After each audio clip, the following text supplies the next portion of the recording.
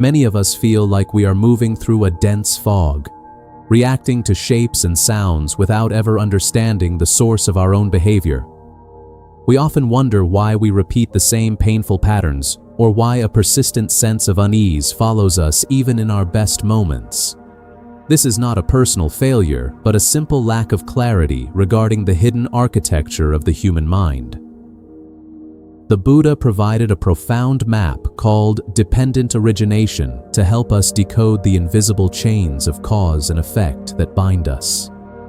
It is an invitation to move beyond reactive survival and enter a state of profound wisdom. By observing how one sensation leads to a thought and how our history shapes our present, we gain the power to be still. Let us examine the mechanics of our own existence. At the core of our existence lies a subtle blindness that shapes every decision we make and every breath we take. This is not an absence of information or a lack of intellectual capacity, but rather a fundamental misperception of how reality functions. We see things as permanent when they are shifting, and we see them as independent when they are deeply interconnected. This primordial ignorance is the soil in which all our mental formations grow. From an evolutionary perspective, our ancestors developed survival mechanisms that prioritized quick judgments over deep truth. The brain was wired to find threats and opportunities, not to perceive the empty nature of the self. These inherited patterns of thinking and reacting create a momentum that carries us from one moment to the next. When we look at our modern lives, we can see these ancient currents flowing through our digital interactions and our professional ambitions. We are driven by a consciousness that is always seeking a foundation to stand upon. This consciousness does not exist in a vacuum, but arises in conjunction with the physical body and the mental faculties that define our human experience. Think of it as a river that appears constant, but is actually a flow of ever-changing water. The five senses and the mind act as windows through which we perceive the world. And yet these windows are often tinted by our past experiences and our genetic predispositions. When our senses meet an object, a spark is struck. This contact is the bridge between the external world and our internal landscape. Without this meeting, there would be no experience. Yet we often forget that the world we perceive is a construction of our own cognitive architecture. We assume that what we see is the objective truth, ignoring the fact that our biological heritage has filtered that truth through the lens of survival and reproduction. By understanding this link, we begin to cultivate an inner strength that is not based on brute force, but on the profound realization of our own conditioning. We start to see that our reactions are not inevitable. They are the result of a long chain of events that started long before we were even aware of them. This awareness is the first crack in the armor of the ego. It allows us to pause and reflect on the silent forces that drive our anger, our fear, and our desperate need for validation. As we peel back the layers of this causal process, we find that there is no solid core at the center of the storm. There is only the process itself, a dance of conditions and effects that repeats endlessly until we bring the light of wisdom to bear upon it. This is the root of our suffering and also the root of our potential for liberation. If we can see the chain of causality clearly, we can begin to find the places where the links are weak. We can learn to stand in the middle of the fire without being consumed by it. This is the beginning of the journey toward a mind that is truly unshakable. Once contact is made between our senses and the world, a feeling inevitably arises. This feeling is not yet a complex emotion, but a simple tone of pleasant, unpleasant, or neutral. It is a basic biological signal telling us whether to move towards something or away from it. In the modern landscape, these signals are constantly being hijacked by the world around us. Our devices and our consumer culture are designed to trigger pleasant feelings that lead directly to craving. This craving is a powerful thirst. It is the desire for things to be different than they are, or the desperate wish to hold on to a fleeting moment of joy. When we experience a pleasant sensation, we want more of it. When we experience an unpleasant one, we want it to end immediately. This is the mechanism of addiction that manifests not only in substances, but in our obsession with status, approval, and digital stimulation. Craving is the engine that drives the cycle of suffering. It creates a tension within us that demands to be resolved. If we do not examine this tension, it grows into clinging. We cling to our opinions, our possessions, and most of all, our sense of who we think we are. This clinging is a form of mental grasping that tries to freeze the world in place. We want our relationships to stay the same and our bodies to never age. From an evolutionary standpoint, this grasping helped our ancestors secure resources and maintain social bonds, but in our current reality, it leads to a chronic state of dissatisfaction. We are constantly trying to build a fortress out of sand. This clinging then feeds into the process of becoming. We are always trying to become something else. Someone more successful, more attractive, or more enlightened. We build an identity based on our desires and our attachments, forgetting that this identity is a fluid and shifting process. This process of becoming leads to the birth of a new state of being, which carries with it the inevitable seeds of decay and loss. Every time we tie our happiness to a specific outcome or a temporary self-image, we set the stage for future sorrow. True insight comes when we recognize that the self we are so eager to protect is actually a collection of patterns that arise and pass away according to conditions. When we stop trying to control every outcome and instead observe the flow of our cravings, we find a new kind of freedom. We begin to see that we do not have to be a slave to our biological impulses. We can feel a sensation without turning it into a craving. We can experience a desire without turning it into an identity. This analysis of the mind allows us to break the momentum of the habit loops that define our lives. It gives us the space to breathe and to choose a different way of being in the world. A way that is grounded in reality rather than in the desperate pursuit of shadows. By understanding the mechanics of our own hearts, we can finally start to live with a sense of peace that does not depend on everything going our way. The modern world encourages us to believe that we are the absolute masters of our fate.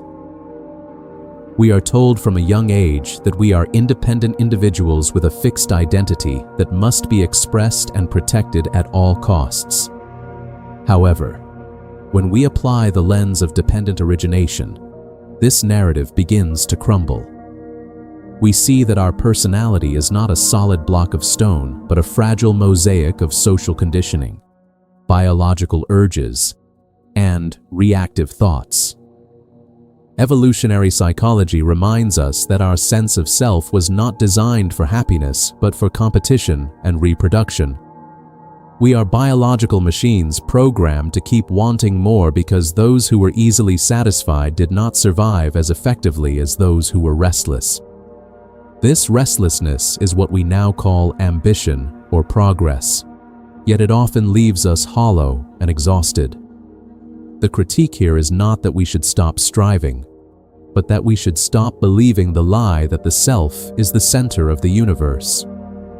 When we look at our frustration with our careers or our disappointment in our partners, we are usually reacting to a violation of an image we have created.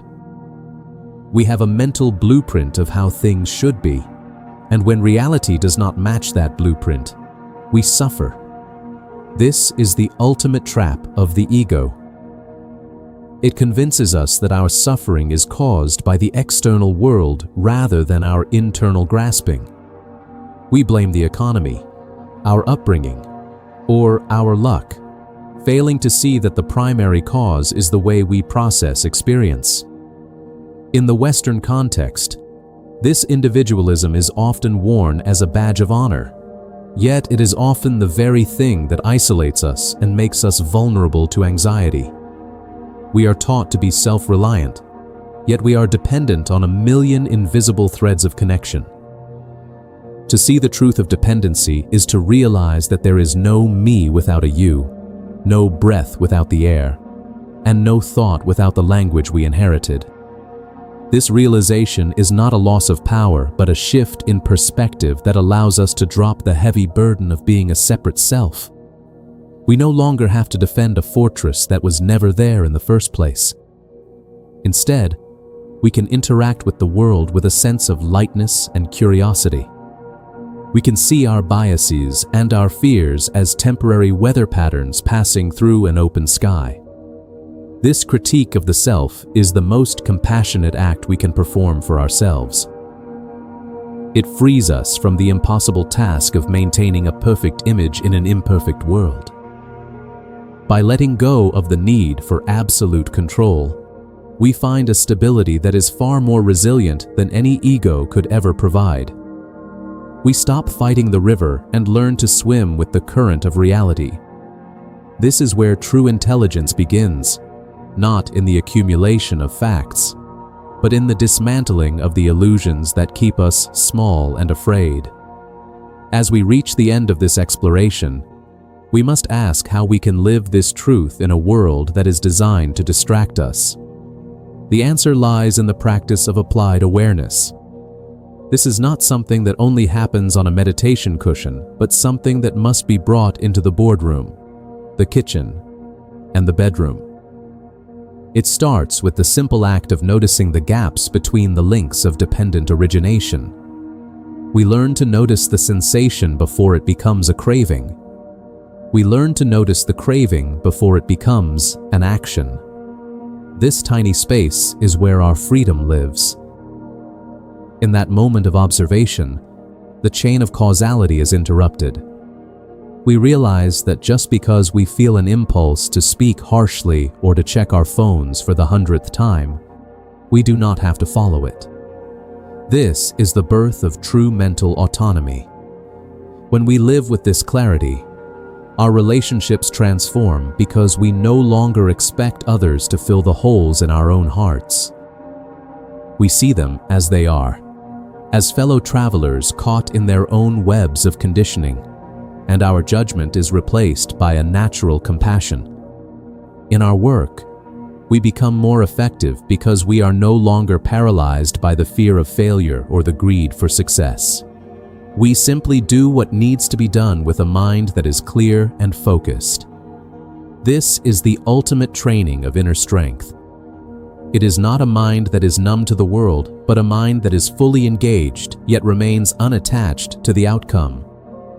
We walk through the world like a person who knows the secret of the magician and is therefore no longer fooled by the trick. We still enjoy the beauty of the performance, but we are no longer deceived by the illusion. This path is not an escape from life, but an entry into it. It is a way of living that is both deeply rational and profoundly intuitive. We stop searching for a permanent happiness in a world of change and instead find a peace that exists within the change itself. This peace is the fruit of wisdom, a state of being that is not shaken by the ups and downs of fortune. By recognizing the law of dependent origination, we have found the map to the exit of the labyrinth. The journey out is not a movement in space, but a shift in how we see. As we continue to look into the nature of reality, the walls of our prison begin to dissolve. We find that the liberation we were seeking was always present, waiting for us to stop grasping at shadows and finally open our eyes. This is the legacy of the Buddha, a practical and timeless guide to becoming truly human. Carry this reflection with you as you move back into the noise of your day. Remember that every moment is a fresh opportunity to observe the chain of cause and effect. You do not need to change the world to find peace. You only need to change the way you relate to your own experience. The wisdom of dependent origination is not a distant goal, but a living presence. It is the quiet voice of reason that speaks in the middle of the storm. Trust in your capacity to see clearly. Trust in the resilience of a mind that has found its own center. May you walk with clarity and find the freedom that has always been yours.